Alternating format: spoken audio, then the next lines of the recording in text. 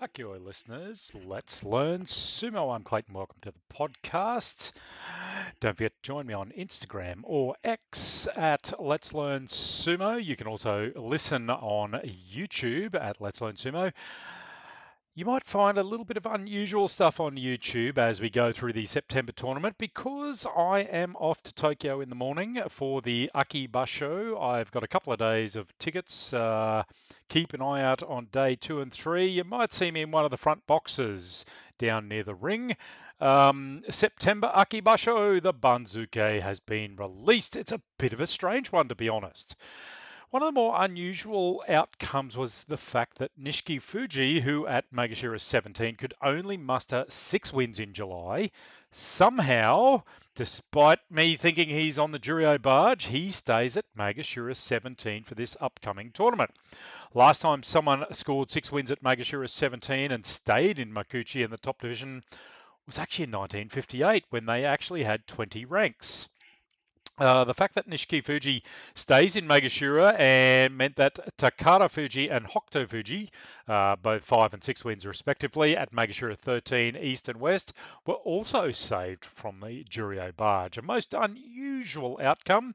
And with the Shikona edging in Fuji, there are some whispers that the Isagahama stable boys seem to be getting a little bit of favourable treatment at the moment. So it's probably more to do with who is suitable to come up rather than holding people there, but certainly not demoting Nishiki Fuji tends to help that view that there's a little bit of bias going on. Anyway, Chiyoshima and Asanayama, they were not as lucky. Both injured. Chiyoshima only came back and he managed 5 wins once he returned. Asanayama went 3 wins.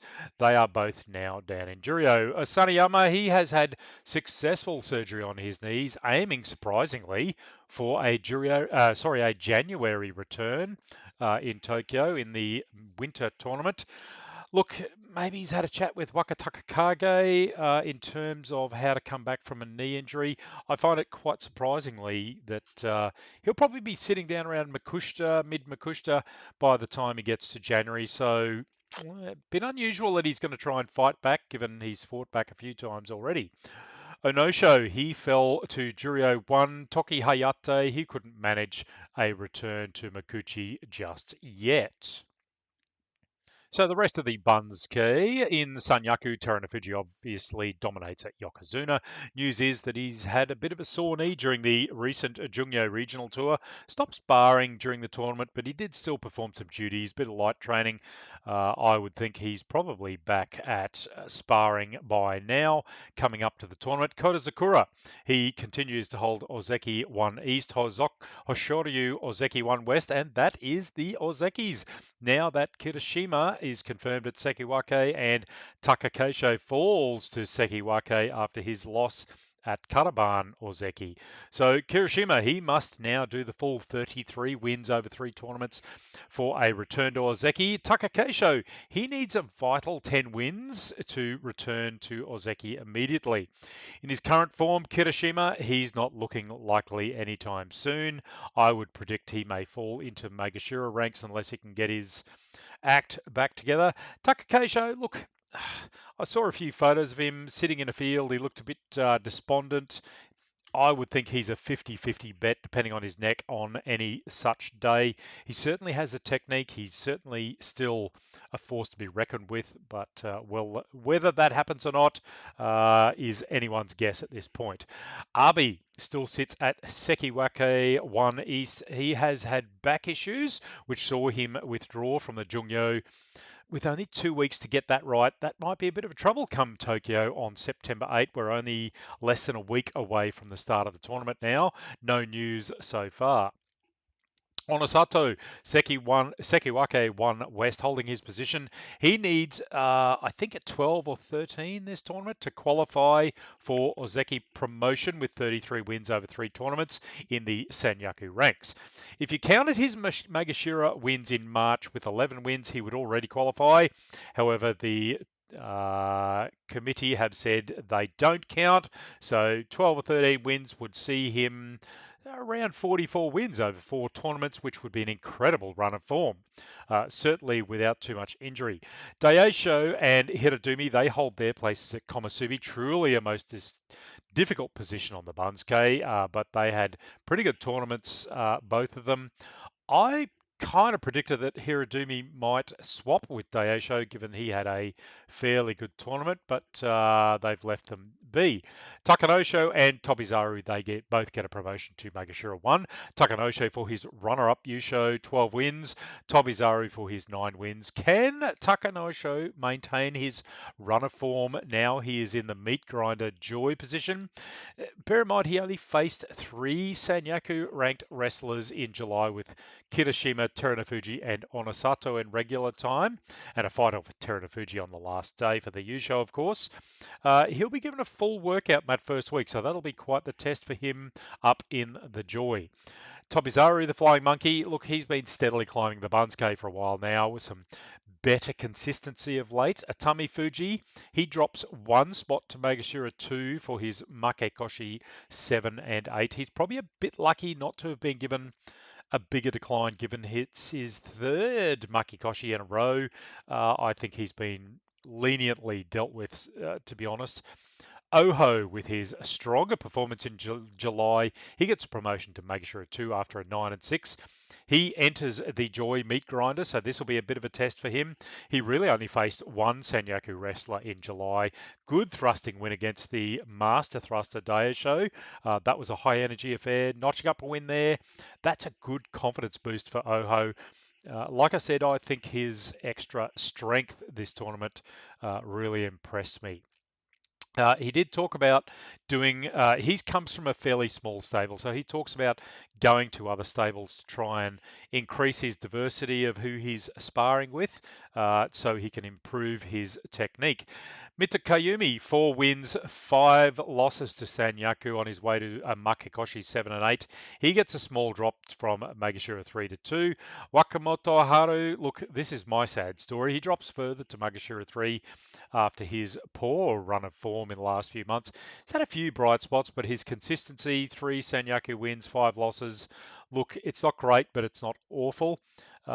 His losses to the rank and file are probably more worrying, to be honest. If he can't regularly beat the Megashira ranks, he will fight his way around those ranks until he can build that consistency again. The rest of the Megashira Banzuke, look, it's generally not too unusual except for a little bit of Isagehama protection down there in the bottom. So where do we see this tournament going? Well, Terunofuji is always favourite if he's healthy. No one, obviously, except Onosato, who's 2 and 1, and Takanosho, who's 7 and 7. Other than that, there's no one really can claim a consistent record of beating the Yokozuna, least of all Kirishima. Takanosho, he'll be fighting for the 10 wins, but look, to be honest, that is unlikely given his form. Opportunity beckons for Kodazakura, Oshoryu, both as Ozekis. To be honest, I'd like to see both of those press their claim in September. It's an unusual tournament. It's called the Aki Basho for a reason. Onosato, he's looking for his 13 wins. Do you think he can get it? I think he can. Arby and Kirishima are looking to get their Ozeki runs moving. I can't see Kirishima doing it. I would think Arby is probably going to be struggling just to try and get his Kachikoshi, given he's hurt his back. I think he'll be running a little bit slow. Daisho, probably a bit unlucky not to be back in Sekiwake. It's only that it's full of ex-Ozekis that he's still stuck in Komusubi. Well, that's it for the September Banzuke. I did probably okay in my predictions. Mostly East and West I got wrong. It was a little bit of an unusual sort of Banzuke, if I'm honest. Generally, I got the level right, not the East and West. So, as I said, I'm off to Tokyo starting tomorrow morning. Day 3 and day 2 and 3 of the tournament, box seats up the front. So I'll be quite excited for that. Look, I'll be filming a few videos, something different. So keep an eye out on my Let's Learn Sumo YouTube over the next little while for that. My regular podcast, look, it's going to be a little bit interrupted. I will be traveling around a bit after during the tournament. I expect to hit up the Wakamoto Haru Wakataka Kage Wakatakamoto what do you call it? Chanko Nabe shop restaurant up in Fukushima City, where those boys, their father runs that shop. That will be something interesting. Watching sumo in that Chanko Nabe place with their father. Certainly, I'll try and get a few episodes going, but please be patient with me. It's going to be a little bit difficult to get them rolling all the way through the tournament consistently, but I have a few little surprises as we go through the September tournament. Hopefully, I might pick up an interview with somebody if that comes off. A friend of mine from NHK is going to assist me trying to get that interview. So hopefully that will come about and that'll be an interesting little piece to add to the channel. So stick with me throughout September. I'll try and do as much as I can while I'm there. A few, maybe even a little bit of live commentary while I'm in Japan. Maybe not in the stadium itself. It's a little bit hard to do that while the stadium's running, but we'll see what we can achieve. I hope you enjoy the tournament. I certainly will. I'm desperately looking forward to hitting up the Kokugikan in the September tournament. Join me then. Hakioi listeners, let's learn sumo.